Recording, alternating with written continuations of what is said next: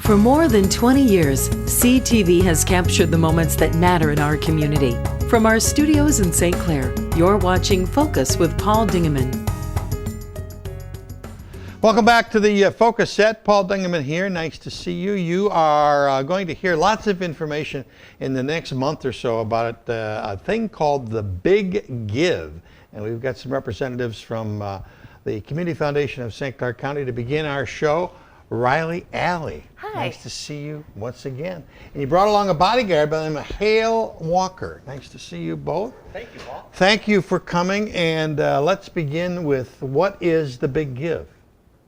So it's a one day of giving that the St. Clair County Community Foundation is putting on, that the entire county gets to come together and have one full day of giving back to our nonprofits in the area. Oh, you give to the nonprofits? Yes. Okay. And what happens with the money when the nonprofits get it? Is this some sort of incentive program or what? So all of the nonprofits in our county have their own little niche that they work with. And okay. So, for example, I'm working with our Imagination Library in the county that provides free books for children. So all the money that is raised on June 12th for the Big Give for Imagination Library will go into starting an endowment fund for us. An endowment fund? So, just for your group? Just for the Imagination Library. So if that's who you choose to give to on that day, that'll help give books to more kids in our county. Whereas you can make choices to other agencies that are nonprofits in the area, and that will either go to, maybe they have an endowment fund, or it might just go to some programming, or it might go to something specific that they're working on at that time. Talk to me about Imagination Station and why people should be interested in just your event. So Imagination Library. I can always call it Station. That's the one down the street, the other one, isn't it? There'll be another show on that. Another show, okay. So we're talking to all of our families who either receive the books, or maybe their grandchildren receive the books, or they might be in education and they see the value of the books. So it's an opportunity to give back. That program is 100% funded locally through St. Clair County RESA or United Way of St. Clair County. Wow. And through donations. And so this is an opportunity for us to really gain some leverage and be able to get more books into the hands of kids. We have over 4,000 children registered. So 4,000. Wow. This will help get more. How does the program work? When the baby's born, how soon after that do the books start coming? They can register right when they're born, and then the books come every month until the child turns 5. And 5 years old? It's completely free. There's no income requirements. It's really targeted for every child under the age of 5 in St. Clair County. How do I register my child? They can go right to greatstartstclair.org, and they can register online, or they can give us a call at 455-4137. You say that like a professional audio person. So Paul, yes. You know, one of the exciting things, Riley is talking about one of over 85 different nonprofit organizations that are going to be represented in that 24-hour period in the Big Give. So as you and I both know, we all live in our own little sheltered world. Correct. I would challenge anybody to be able to come up with 25 of the different. So to see these organizations come together and have some fun competition at the same time, feed off one another, it is really going to be a lot of fun. And you ask these questions, and you're very modest in the amount of help that you've been given. But I've been watching the show. You know, you've been a big supporter of this type of program under a lot of different organizations. Right. So really, there is over $60,000 in this match pool right now. That may not be a huge dollar amount when you split it up based on how that money comes in, but it really opens up a great opportunity for these nonprofits to introduce who they are and at the same time raise money. So it'll be fun. So 85 plus nonprofits Right. in the county, and it's only in St. Clair County. Only in St. Clair County. A number of years ago, when we did something similar to this through the Community Foundation of St. Clair County, they opened it up to Sanilac County. But this time we're focusing just on St. Clair County. Okay. We brought along some pictures of a group, one of the groups that I'm involved in, and if Peter will throw up those pictures of the people, that is another group that's involved in this, which is called, there they are, the East China Education Foundation, another foundation. And this is the board of that group, and they raise money to give back to the East China schools. So if a teacher has a a need that the school district can't afford, they can come to this group and say, hey, they can apply for a grant for up to $750, and the award may come from that group. But they need funding too to keep that kind of foundation growing. So this Exactly. is, they're involved. And the other thing you want to do, take it to the next step. So now we've got a retired teacher that is not familiar with this. They get introduced to it. Not only donate money, but contact the group to see what they can do to be part of that organization to give back. So just in their time. Okay, there's a couple other slides if they'll throw them up. There we go, the Big Give. That's a good looking logo. You'll see this all over St. Clair County in the next month. And the next slide I like too. Coming June the 12th, the Big Give. What else can we talk about with this program? How can people participate? So we start at midnight on the 12th until that entire 24-hour period. Then what's going to happen is each organization is invited to participate in a celebration on the 13th. Oh, and okay. That's going to be at the Seaway Terminal. All right. So if you and I want to go and represent St. Clair Rotary or the supporters of East China Schools, then what they're asking them to do, if they're interested, is to decorate a table. Doesn't mean they have to, have everybody there. But again, the whole idea is to communicate what your nonprofit organization does. And I think it's very exciting. It is exciting. The other thing that I want to talk to you about, and that is, this also is an opportunity for younger people like Riley to get introduced to philanthropy. I mean, one of the challenges that you and I know is that we tend to think that it is more people our age. The kids are now out of the house, they're gone, and we have more time. And frankly, we know what our financial situation is. We're not just in the middle of raising a family, so we can give it back. But I think it is incumbent upon us to introduce that concept of what we can do for the community that we live in. And I don't care if we're 21 years old. If we are introduced to philanthropy at a young age, we're much more apt to be part of that community as we get older. And again, I'm going to give the Community Foundation credit because I think that is one of the keys that we really haven't focused on for the Big Give, where there's a lot of young people. I was lucky enough, Riley was participating in a training that they did for the Community Foundation. And at that training, and just looking around, you saw a lot of young people. And for me, that's very exciting. Key. That is exciting. Well, in talking about the young people, you take Port Huron area schools, for example. They are part of the Big Give, and their plan is to get students to actually go down to the Community Foundation on the 12th. Students themselves. Students, so that they can see and feel what it's like to give, even Great if it's idea. a $5 donation, to be able to just teach that. And then for our standpoint, we're serving the younger population, that 0 to 5-year-olds. Well, those kids obviously are not giving back, but today we worked with the families actually to give them a little piggy bank to just start collecting the change, and just to know that even just that little bit of giving back and the work behind it, the time behind it, sometimes means way more than the actual amount that came in. So just be able to have give those parents a little bit something to talk to their kids and teach them. You and I happen to be members of the Rotary Club of St. Clair. Yes. And the Rotary Club of St. Clair just voted to take on a project. Talk to us about that, because it ties into the Big Give. It really does. So I'll do that, but you're going to have to tell the story of collecting pennies, too. Okay, I think that is a tremendous one. But that was exciting. So you and I, just a couple of weeks ago, talked to St. Clair Rotary, and the support for the Imagination Station was tremendous. So for those that might not know, what's the Imagination Station? In 1994, led by the Rotary Club of St. Clair, the decision was made with a lot of help from the community to be able to build a playground in Gregg Park. And that is the Imagination Station that we all know so well. And today what's happening is just the nature of safety issues and wear and tear. I used the example earlier that just in the area where you play on the tires, to replace the tires that are cracked and worn out, you have to use non-steel belted tires. Well, we all know there's no such thing. That's right. As non-steel belted tires anymore. Right. So there's a lot of upgrades that need to be done. And I choke in saying this, but it's around $175,000 to $200,000. Just amazing the cost. So there's a lot of passion friends and fun behind it. But with your help again, you put together the film, and maybe touch on that, what's coming, because that is just tremendous. There was a young man by the name of Paul Leidy produced a video back in 1994, which is about a half hour long, and it traced the starting meetings of the Imagination Station crew all the way through to the build day.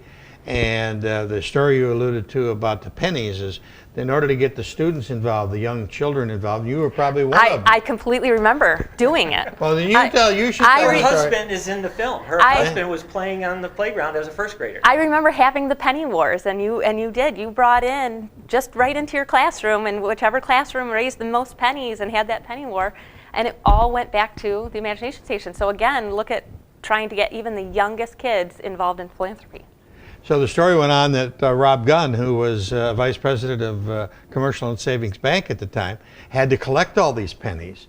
And what did he tell us? It probably cost him more in time and energy to prepare these to be deposited than it did put the in pennies that they the got. coins and the whole bit. But what your point being, that it was just so important for the younger people, the children who were going to use the park, to have ownership of it. And I still talk about it to this day. Anytime we take the kids, my children are playing on that playground, and I'll say, I raised money for this playground. Good story. Good It story. really is. So it just wraps the whole thing together and says that the Community Foundation is the entity that's putting this together, but it's what people do for their community that's important. It really is, and we do live in a special area. I was lucky enough to have a conversation, a meeting that was with the Chamber of Commerce, both of St. Clair County, but then of Macomb County. And that was the comment with the young lady from Macomb County, is she was so impressed at just the participation in so many things that are going on in our county. So it is exciting. Okay. They have put up the Dolly Parton Imagination Library logo since I was wanting to call it something else. And that's a great logo. And how long has Dolly been involved in that? Since the big day one, right? Yeah, so she started it in her hometown, but we brought it to St. Clair County in 2012. And since then, we have had over 250,000 books delivered in St. Clair County. 250,000 books. So, Absolutely staggering. Staggering. So that's why we are What an continuing to influence that raise is. money. Yeah, that's great. It really is, and the support on that has been people like the Community Foundation of St. Clair County, the United Way, many individuals, Rotary. schools, Rotary. Yeah. Yes. Yeah. Okay. Well, we salute you both, Thanks so much. Riley Alley Thank you, Paul. and Mr. Walker. Nice to see you. Coming up next, we've got Jeff Perdue, and he's got all the summer activities for the wonderful Barn Theater in Port Sanilac. We'll hear about that in a second.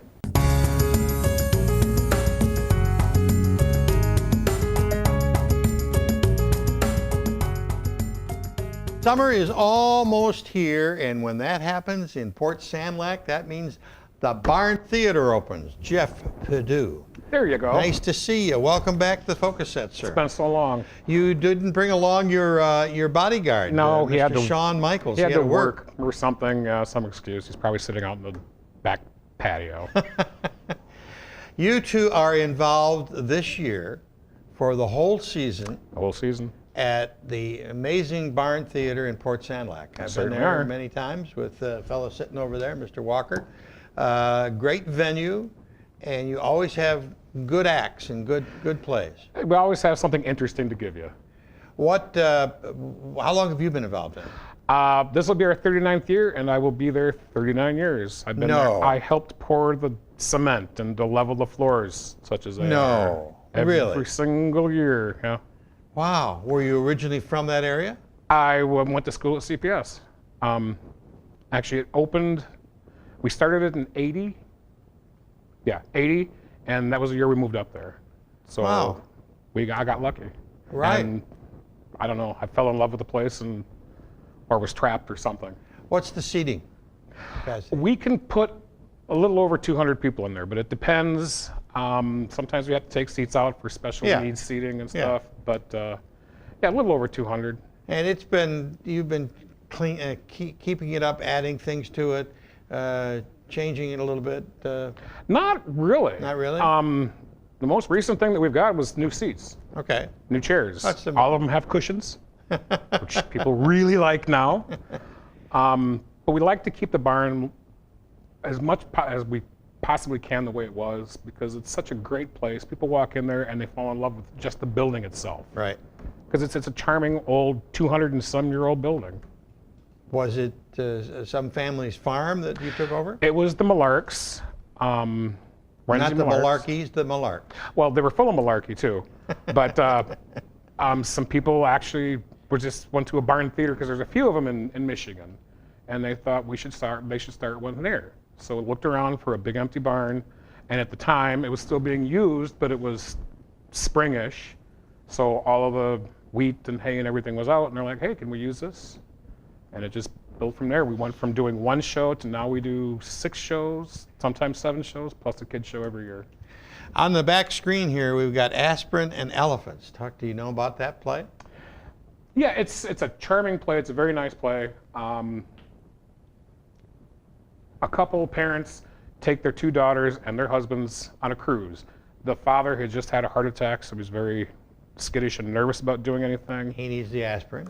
That's what he says. He said, it's all aspirins and elephants, because it feels like an elephant is sitting on my chest, was sitting on my chest. It's very funny, very touching. Is this one of the beginning plays? I believe that's more near the end. Near the end? Yeah. So we'll just go through these pictures. We don't know exactly which dates they are, but keep rolling. There we go. The Girls with the Golden Locks, that's a great title. That's our kids show this year. Okay. It's Takeoff on Goldilocks, obviously. Okay. Lots of kids we need in it. We have a great Jamie Leslie. She's a teacher in Port Huron. She's directing it. Okay, next. It's Only Murder. That's a, I'm not sure how you even describe it. It's a murder, comedy, mystery, farce thing. It's very funny. Okay. It's not for kids, but it's very funny. Kalamazoo, You're Never Too Old to Be Young. That's about 2 older people. I believe they're in their 80s, and they're both widows, a widow and widower. And at the very beginning, they're going on a matchmaking site. Okay. And they hook up. And Cute. it's just their trials and tribulations. Cute. Again, it's really, really funny. They did that in Detroit a couple years ago, and I read the review about it, and I'm like, this is do great. it. Yeah. And let's do it. We read it, and it's outstanding. Okay, next. Lewis Black's One Sight Hitch. Slight Hitch. Slight Hitch. That's the first show of the season. I'm directing it. It's by Lewis Black. Do you know him? He's a comedian. He's been on. Oh, yeah. Yeah, he's been on Daily Show, and Right. goes around. It's very funny. They're setting up a wedding for their oldest daughter. Everything is perfect until it's not. And then it's really not. A lot of fathers can relate to that. Oh, yeah. The Perfect Crime, a great... This is one I'm really looking forward to. It's been running off Broadway in New York since 1987. Pretty much every weekend, I guess, has been sold out. The same actress has played the lead in it since 1987. I think she's missed maybe 3 shows. And it's not really a mystery. It's not a whodunit. It's a did she do it, why and how. Steve Kenny is directing it, and I asked him, because he was reading it, and I said, is it good? And he said, I haven't finished it yet. I said, is it good? He says, oh yeah. And he got done with the first act. He's like, are you kidding me? Yes. It's good. All right, next. Rosie the Riveter. That is the show. We let CPS bring in CPS Theater 13, bring in a show every couple of years. They did it every year for a while, but then Port Sanilac School. Carson, the high school there. We give them a weekend. Any money that's made on that show, any at all, we don't even take the $10 off the top. We give it to them for their theater. Beautiful. Okay, next. Oh, this sounds like, it just looks like it's fun. And it is. It's another one I'm directing. I think that's the second show to the end of the season. It's just an all-out farce. It's one of those shows where you do every stupid thing you can think of to get a next gag going, a next gag going, a next gag going. Just a flat-out funny show. That's great. So the season begins when? We open the last weekend of May. Okay. And that would be One Slight Hitch. Our shows run 2 weekends, Thursday, Friday, Saturday, Thursday, Friday, Saturday. And then when we close on a Saturday, we have our very next show opening that Thursday. Next Thursday. So we do shows pretty much like that. So the season is then over after Labor Day? Just before Labor Day. Just before Labor We Day? tried going to Labor Day, but a lot of our kids and a lot of our people, go back to college, do Right. this and that, and Right. the tourists up that way are all home, so it really wasn't worth the time. And by that time in Port Sanilac, sometimes it's really, really cold. Yeah, right. From Marine City, Port Huron, up to Port Sanilac, theater is alive and well. Right. And it's interesting too because all the theaters along this whole path here, the actors go everywhere. I mean, I do shows in Marine City. A lot of our people up there that have been there forever do shows in Marine City and in Port Huron at the Citadel. And vice versa. We've got people who started down here and that we've done shows with. Like, you have to come up and do a show in Port Sanilac. I'll think about it. It seems like kind of a drive, and it is. But once you do a show up there, You love it. you fall in love with it. Guys and Dolls is just finishing at It's in just Port Huron. opening. Just opening. Well, by the time this But by the gets time out, this yeah. goes, yeah. So That's one of my favorite shows. I mean, the song "Sit Down, You're Rocking the Boat" just would be worth the money just to see that. that's right. The website is Barntheater.net. barntheater.net, and we thank you for coming, Mr. Pudu. Purdue. You put an Purdue. R in there, different place. There's but the put it bar. out. There That'll you get go. me out of it. There's the website. One thing, tickets are only $10. Oh, really? We haven't raised prices in 25 years. Wow. And actually, I think we're the cheapest probably in the country. Right. Because every place else charges more. And anytime somebody says, why don't you raise prices, it's because we want them in the seats. Right. Say hello to Sean. I will. Have you both back Very as the soon. season progresses. Thank you. That's about it for this edition of the Focus program. Thanks very much for tuning in. Until next time, I'm Paul Dingaman. See you soon.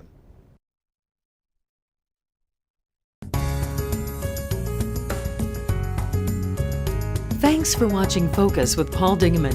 Focus is produced at the CTV Community Television Studios in St. Clair.